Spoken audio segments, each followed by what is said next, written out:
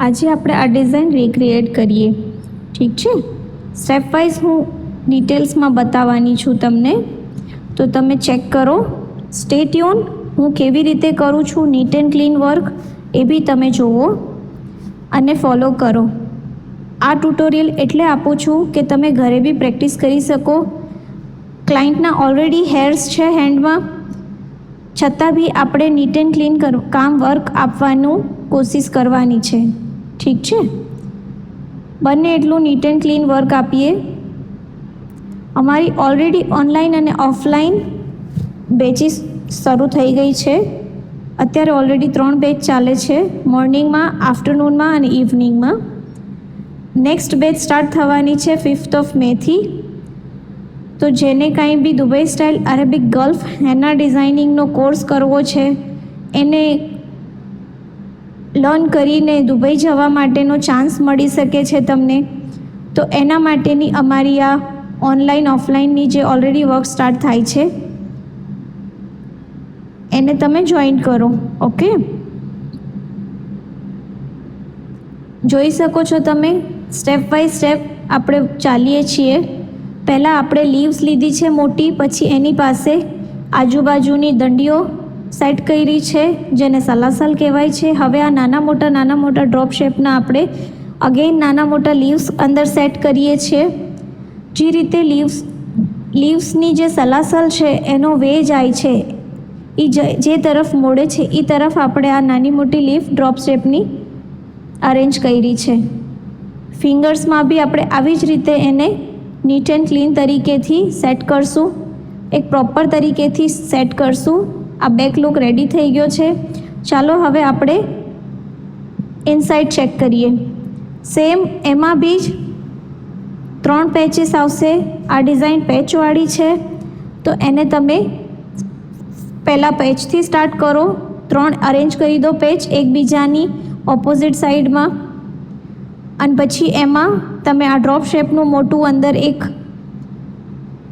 Again circle કરી એમાં shading કરો. શેડિંગ પ્રોપર આપણને મહેંદીની કલર આવે એ રીતે, સાવ ઘસીને નથી કરવાનું.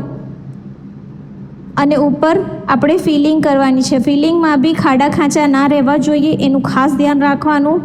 હવે આ 3 પેજ થઈ ગયા પછી તમે જોઈ શકો છો એની સલાસલ હું અરેન્જ કરું છું. હવે આ સલાસલને પ્રોપર તરીકેથી થોડું થીન અને થીકનું કોમ્બિનેશન આપવાનું છે. એની અંદર આપણે બીજી સલાસલો, બીજી લાઇન્સો અરેન્જ કરી અંદર નાની મોટી લીવ્સ અરેન્જ કરવાની છે. સેમ અગેન એની ઉપર થોડું કરીને આપણે જે રીતે સલાસલનો શેપ જાય છે એમાં ડ્રોપ શેપની નાની મોટી લીવ્સ અરેન્જ કરશું, જેથી બંને પેચની વચ્ચારે આપણને પ્રોપર એક અરેન્જમેન્ટ મળે અને હાથમાં ક્યાંય જગ્યા ખાસ ના રહે. બોર્ડર લાઇન ખાસ ચેક કરવાની. બોર્ડર લાઇનમાં અંદરની સાઈડ ને બહારની સાઈડમાં જગ્યા ના રહે એનું આપણે ખાસ ધ્યાન રાખશું, તાકી આખો હાથ જ્યારે ટર્ન થાય તો જગ્યા ખાલી ન દેખાય અને આખા હાથમાં આપણી ડિઝાઇન ફરતી હોય ને એવી લુક આવે. ઓકે, તો તમે જોઈ શકો છો હું આ ડ્રોપ શેપ કેવી રીતે અરેન્જ કરું છું. એક એનો પ્રોપર વે જાય છે. અપ એન્ડ ડાઉનનો આપણો સિચ્યુએશન જે ક્રિએટ કરી છે એને જ ફોલો કર્યું છું. અહીંયા મને થોડી જગ્યા વધારે લાગે છે એટલે ફરીથી બીજા સેટ કરું છું. એવી જ રીતે આપણે નીચે ફોલો કરવાનું છે. એક ખાલી એક ભરેલું, એક ખાલી ભરેલુંનું લાઇટ ડાર્કનું કોમ્બિનેશન સેટ કરીએ છીએ આપણે.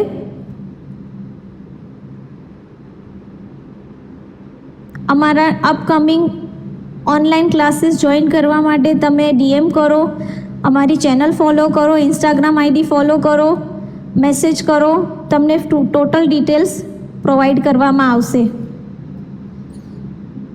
જોઈ શકો હથેળીના પાર્ટમાં બી મેં કેવી રીતે અરેન્જ કરું છું.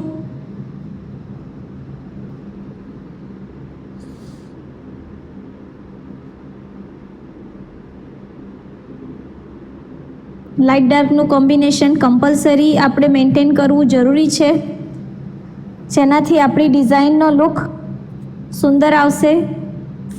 આગળ જેમ મેં ફોલો કર્યું છે સેમ એ જ રીતે ફિંગર્સમાં અને થંબમાં બી આપણે design same to same recreate કરશું.